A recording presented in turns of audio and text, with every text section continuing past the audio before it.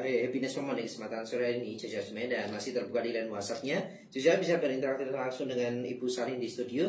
Silakan di 085311665300, di 085311665300. Silakan Bu Salin untuk lanjutkan serinya di sore hari ini. Yes, oke, saudara. Ya, kita adalah orang-orang yang paling berharga di mata Tuhan. Ya, ini yang perlu saudara dan saya ketahui. Ya, good news-nya adalah saudara dan saya adalah orang-orang yang berharga di mata Tuhan. Ya. Dan kalau orang-orang berharga di mata Tuhan, dia akan membuat hidupnya itu sangat berarti, saudara. Sangat berarti. Dia sangat mengasihi Tuhan, sehingga kehidupannya memuliakan nama Tuhan. Dan saya ingin katakan bahwa DNA kita adalah DNA-nya di dalam Kristus. Dan Tuhan menyatakan itu karena Tuhan tahu bahwa kita semua akan memuliakan nama Tuhan. Untuk itulah dia menciptakan kita untuk kemuliaan nama Tuhan. Dan waktu saudara mengerti dan saya mengerti, ya, dalam kitab Galatia 2 ayat 19 dan 20 berkata, sebab aku telah mati oleh hukum Taurat, untuk hukum Taurat, supaya aku hidup untuk Allah. Aku telah disalibkan dengan Kristus.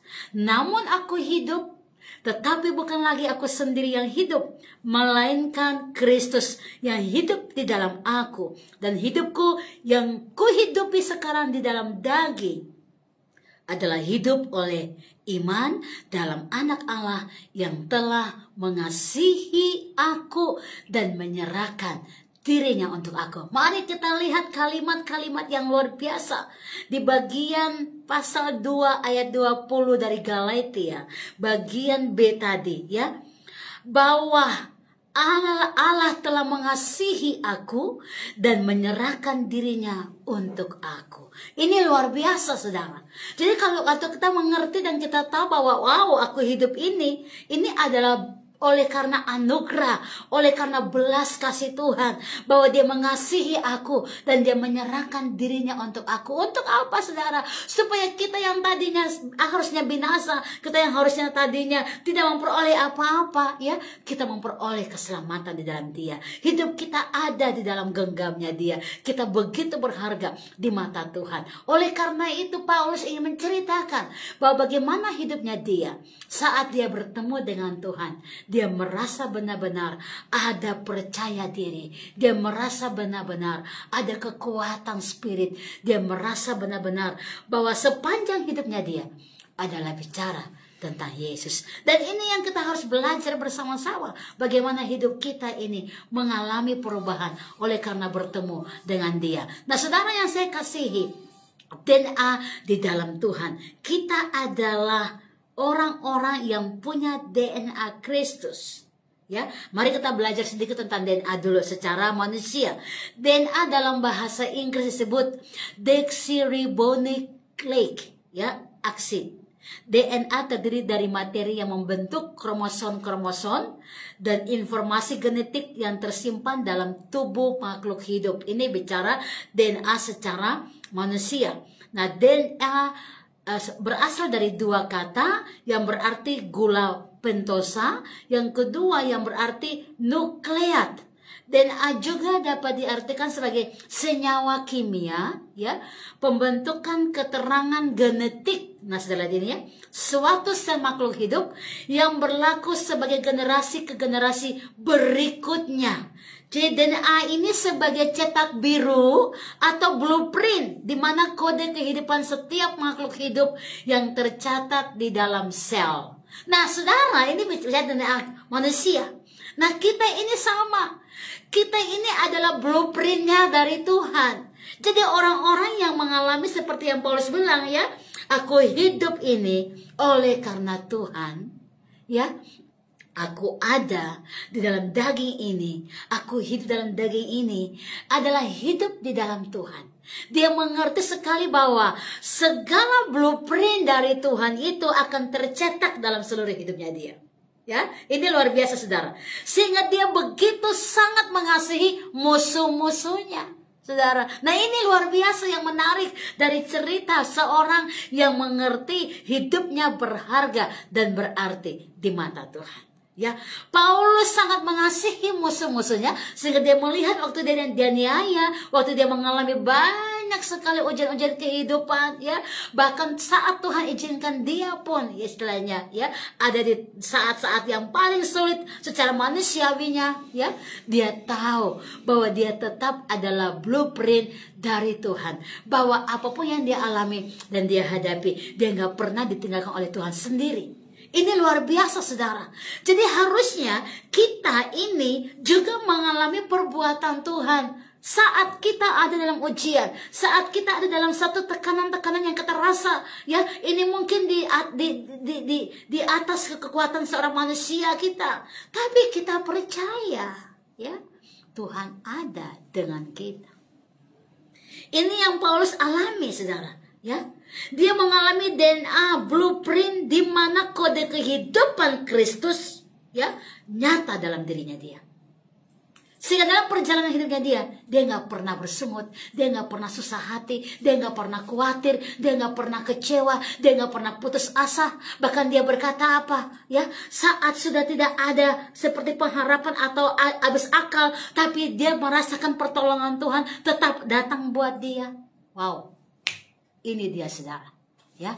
Nah, sebaliknya, orang-orang yang tidak merasa blueprint dari Tuhan, tidak merasa bahwa dia adalah kode kehidupan dari Kristus, ya, tadi gampang mengeluh, gampang putus asa, ya, dan ujung-ujungnya langsung menyakiti diri sendiri. Come on, kalau sudah bisa menyakiti diri sendiri, orang lain pasti disakiti, ya.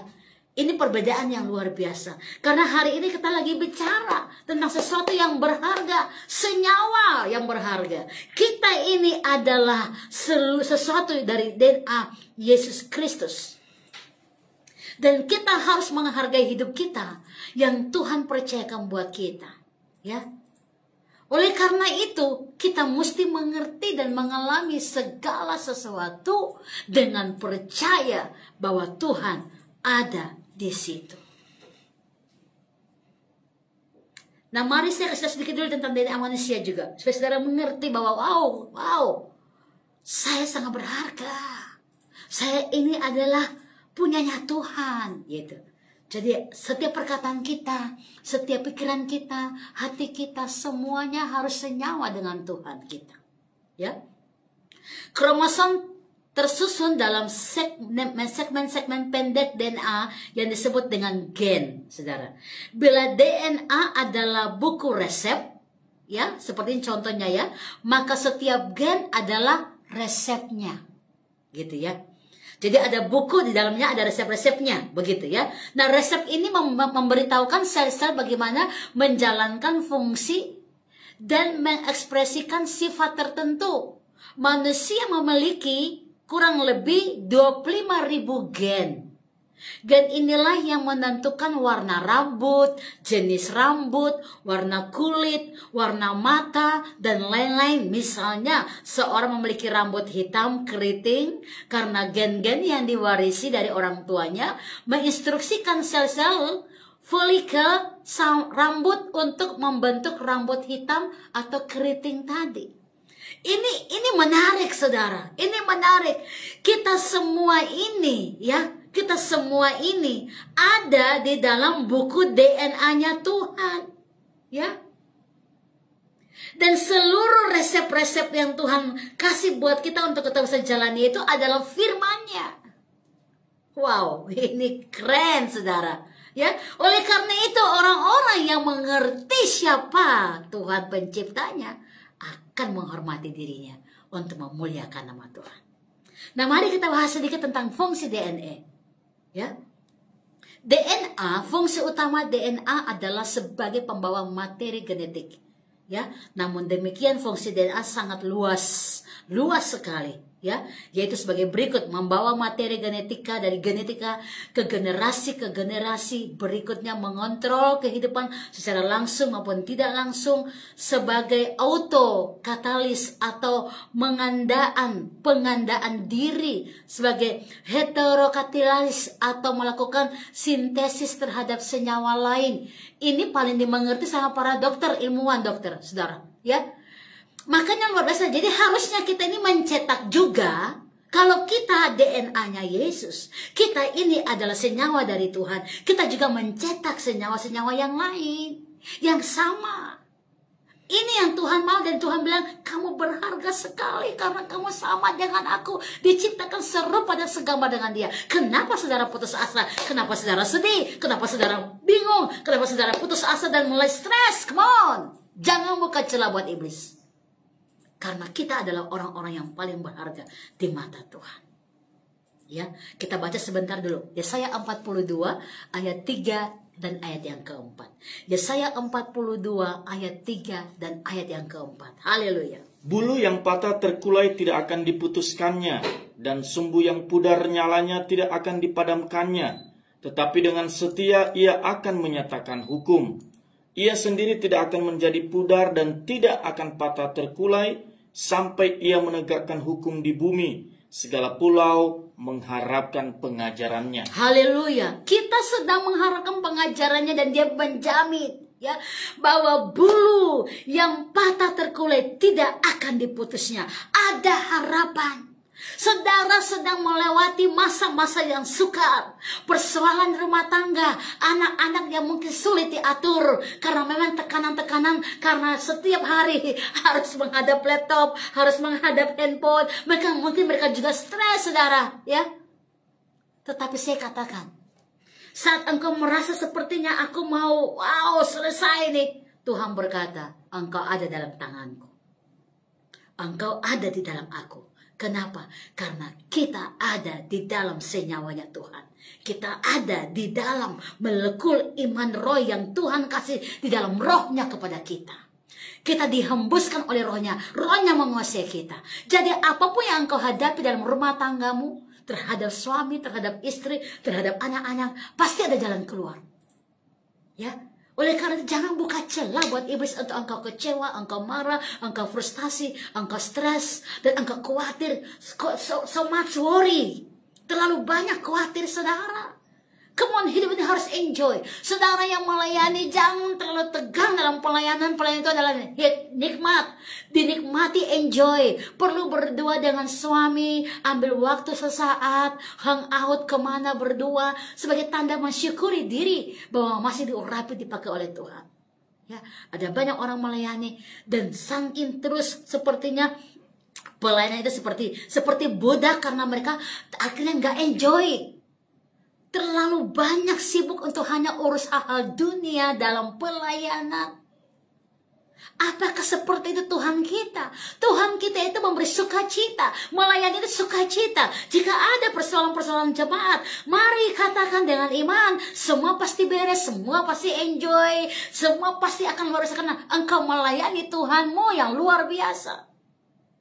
Kadang-kadang dalam pelayanan juga engkau terlalu stres dengan pelayanan, sehingga itu membuat kadang-kadang kita jadi takut, jadi kecewa, jadi marah. Saudara, come on, jangan bersembunyi di balik pelayanan yang engkau tidak nikmati, karena melayani Tuhan itu adalah satu sukacita dan kebahagiaan. Kita perlu menikmati, merelaksi kembali diri kita, karena orang-orang yang punya DNA Kristus akan mengalami aliran-aliran Roh Kudus, ya, dan dia akan menghargai dirinya. Alkitab menjamin sumbu yang pudar nyalanya tidak akan dipadamkannya. Tuhan punya masa depan yang hebat buat kita, karena rancangannya adalah damai sejahtera. Come on, stop putus asa. Come on, berhenti untuk bersungut-sungut. Come on, berhenti untuk mengeluh. Itu hanya celah yang engkau akan buat jadi peluang buat iblis menghancurkan dirimu. Hari ini kalau engkau dengar firman Tuhan, ingat engkau berharga. Engkau milik Yesus. Tuhan datang kepada engkau. Dia mati supaya kita tadi yang mati hidup oleh anugerahnya. Ya, oleh karena itu saudara yang juga mungkin sampai hari ini berkata, aku sakit sudah bertahun-tahun, aku belum melihat mujizat walaupun aku sudah berdoa. Ingat, bersyukurlah engkau masih bisa berdoa. Karena persoalan sembuh ataupun belum, itu bukan urusan saudara, itu urusan Tuhan. Tapi bersyukurlah kalau engkau masih punya spirit untuk mau berdoa dan menyembah Dia. Itu syukuri saudara. Ya, ada banyak orang mencari mujizat dan lupa mencari sumber mujizatnya. Jangan buka celah buat iblis membuat engkau kecewa. Jangan buka celah membuat iblis merusak jiwa saudara. Kalau engkau berdoa dan engkau sepertinya belum melihat jawaban seperti yang engkau inginkan, percayalah, kalaupun engkau melihat ada jawabannya tidak itu pun adalah cara Tuhan, jawaban yang paling terbaik. Karena semuanya mendatangkan kebaikan bagi saudara dan saya yang mengasihi Dia. Jadi bersyukur kalau masih ada niat baca firman, masih ada niat menyembah Allah. Oh, bersyukur. Untuk apapun, don't worry. Kita sudah menjamin. Jangan engkau khawatir soal makan dan minum. Jangan khawatir soal pakaian. Jangan khawatir soal hidupmu. Bukankah dengan apapun yang engkau sedang nikmati ini, ya, engkau percaya Tuhan memelihara hidupmu. Jadi segala sesuatu yang mungkin membuat engkau lemah, imannya lemah, come on, mulai malam ini bereskan semua. Bereskan iman saudara. Karena Tuhan tidak akan membiarkan engkau jatuh. Ya, tidak akan tergeletak di sana anak-anak Tuhan. Dia akan bangkitkan iman saudara. Dia akan pulihkan keadaan saudara. Karena pencobaan yang engkau alami adalah pencobaan biasa. Yang tidak akan melebihi kekuatanmu. Karena Allah adalah Allah yang adil. Dan saat engkau dicobai, Dia akan berikan engkau jalan keluar untuk bisa melewati semuanya. Jadi jangan putus asa, jangan menyerah. Allah kita ada dalam setiap aspek hidup kita. Mari kita baca 1 Korintus 10 ayat yang ke-13. Jaminan ini membuat kita mulai mengerti bahwa setiap sesi yang Tuhan izinkan kita lewati, come on, senyum dan berkata, wow, Tuhanku hebat, Tuhanku dahsyat. Jangan buka celah untuk bersengut, jangan buka celah untuk khawatir, jangan buka celah untuk putus asa.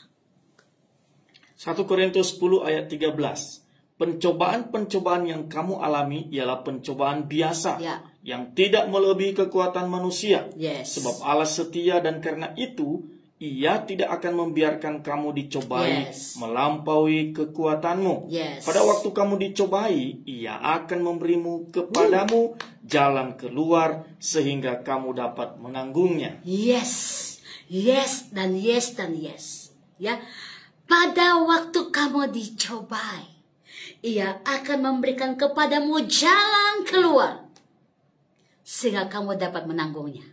Mari katakan, saya dapat menanggungnya. Masalah apapun saudara katakan, saya sanggup, saya dapat menanggungnya. Apapun yang saya lewati, saya sanggup menanggungnya. Ingat, Tuhan berkata saat Dia menciptakan segala-galanya, Dia berkata, semuanya itu sangat amat baik. Sangat amat baik. Berarti saat saudara ditaruh dalam dunia dan melewati semua keadaan apapun, ingat, semua sangat amat baik. Karena apa? Ada dalam kontrol Tuhan. Ya, jadi jangan sampai saudara merasa putus asa karena persoalan yang engkau hadapi. Ya, rumah tangga yang baru mungkin dibentuk. Ya, rumah tangga pernikahan yang baru mungkin dibangun 2 tahun, 3 tahun, 5 tahun. Engkau merasa aku makan mungkin belum seperti yang tetangga. Jangan lihat tetangga, lihatlah apa yang Tuhan lagi buat dengan saudara. Tetap bangun iman saudara dan tetap lihat ada Tuhan di sana. Kita bandingkan Yesaya 30 saudara. Kita baca ayat ini, kita mengerti janji Allah. Yesaya pasal 30 ayat 19 dan ayat 20. Haleluya. Sungguh hai bangsa di Sion yang diam di Yerusalem, engkau tidak akan terus menangis. Haleluya. Tentulah Tuhan akan mengasihani engkau Yes. apabila engkau berseru-seru. Berseru. Pada saat Ia mendengar teriakmu, Ia akan menjawab. Yes, lanjut. Dan walaupun Tuhan memberi kamu roti dan air serba sedikit, namun pengajarmu tidak akan menyembunyikan diri lagi. Tidak akan menyembunyikan diri. Tetapi matamu akan terus Mata rohmu melihat akan melihat. Dia. Haleluya. Amin. Jadi walaupun dalam rumah tangga engkau merasa, aduh anak sekolah mau bayar apa, pakai apa? Tentu nggak pakai daun kan saudara. Pakai duit. Cara Tuhan banyak. Don't worry. Karena rumah tangga adalah berkat. Karena rumah tangga adalah inisiatif Tuhan untuk menyatukan. Rumah tangga pertama Adam. Kalau Adam hidup dengan Adam saja, itu bukan keluarga. Tapi Adam hidup, ada Hawa di sana. Jadilah sebuah keluarga. Ada Kain, ada Habel. Keluarga pertama. Dan Tuhan menaruh berkat kepada mereka. Sampai detik ini kepada kita. Rumah tangga adalah bicara berkat. Jangan khawatir tentang rumah tangga saudara. Karena Tuhan sudah hadir. Mari izinkan intervensi Tuhan nyata dalam rumah tangga saudara. Salomo berkata, jika bukan Tuhan yang membangun rumah ini, sia-sialah usaha manusia membangunnya. Dengan kata lain, izinkan Tuhan mengambil alih seluruh rumah tangga saudara, supaya sisi keluargamu aman dan baik-baik saja. Izinkan Tuhan memproses dengan caranya, supaya engkau melihat bahwa setiap apa yang dia buat itu baik-baik saja bagi saudara. Jangan putus asa, jangan kecewa. Bangkitkan iman saudara dan bangun roh saudara, sebab dia ada buat kita. Haleluya. Baik, kita kembali bersina di program Happiness Moment di kesempatan sore hari ini. Stay tune.